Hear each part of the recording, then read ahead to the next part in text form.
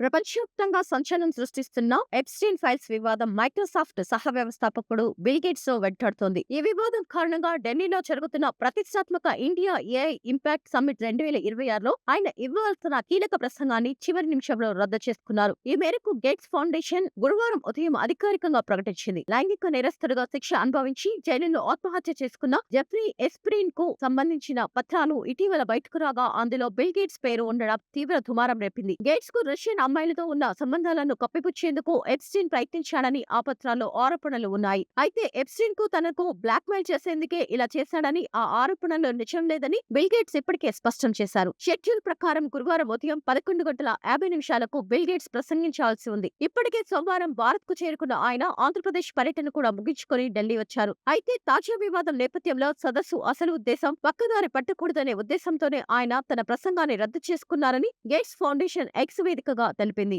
ఆయన స్థానంలో Africa, India విభాగాల ప్రెసిడెంట్ అంకుర్ హోరా ప్రసంగిస్తారని పేర్కొంది. ఈ సదస్సులో ప్రధాని Narendra Modi, open AI CEO Shyam Altman, Google CEO Sundar Pichai వంటి టెక్ దిగ్గజాలు పాల్గొంటున్నారు. మరోవైపు బిల్ గేట్స్ ఫౌండేషన్ తో తమ రాష్ట్ర ప్రభుత్వం ఒప్పందాలను రద్దు చేసుకోవాలని బీహార్ కు చెందిన కొందరు ఎంపీలు డిమాండ్ చేయడం గమనార్హం.